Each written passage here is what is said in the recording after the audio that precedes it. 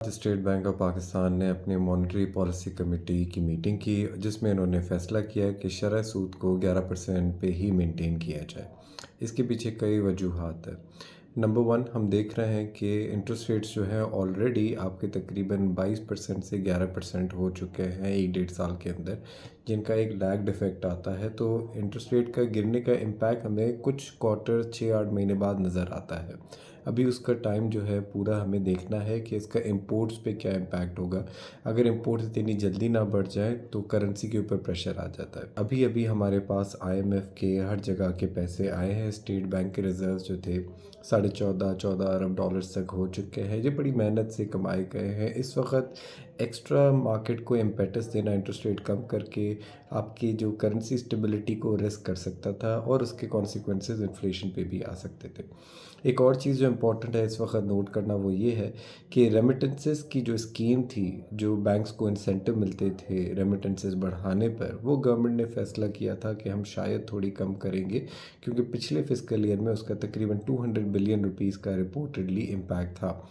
उसको कम करने के चक्कर में स्टेट बैंक ने शायद ये सारी चीज़ें फैक्टर इन करके देखा होगा कि चंद महीने देखा जाए कि आगे जाके क्या होता है, आपकी इंपोर्ट्स किस तरीके से बढ़ती हैं, रेमिटेंसेस में ज़्यादा स्लो डाउन तो नहीं आता, एक्सपोर्ट्स में क्या परफॉर्मेंस होती है।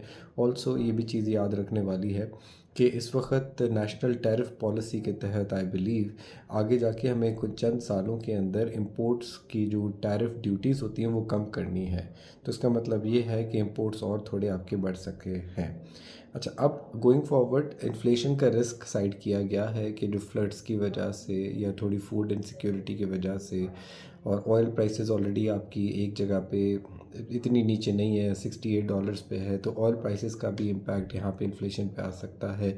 इस वक्त इन्फ्लेशन लो जो दिखा रहे हैं 3-4%, वो एक हाई बेस इफ़ेक्ट की वजह से, मतलब पिछले साल इस वक्त आपकी लेवल ज़्यादा थी, वो भी मॉडरेट हो रही है। इस वक्त स्टेट बैंक ने एक प्रूडेंट फ़ैसला लिया है जहाँ पे उन्होंने स्टेबिलिटी को प्रायोरिटी दी है, बूम एंड बस्ट साइकिल को रोकने की कोशिश की है। अगले 2-3 महीने तक करंट अकाउंट और ट्रेड डेफिसिट देखते हुए फिर ये फ़ैसला लिया जा सकता है। क्या पता यूएस के फेडरल रिज़र्व बैंक जो है वो भी इंटरेस्ट रेट कट करने के एक्सपेक्टेड है, और शायद 2-4 महीने आगे जाके ऑयल प्राइसेस और कम हो जाए ताकि हमारे पास और गुंजाइश है कम करने के लिए। लेकिन इस वक्त ये अच्छा फ़ैसला है और स्टेबिलिटी का फ़ैसला है।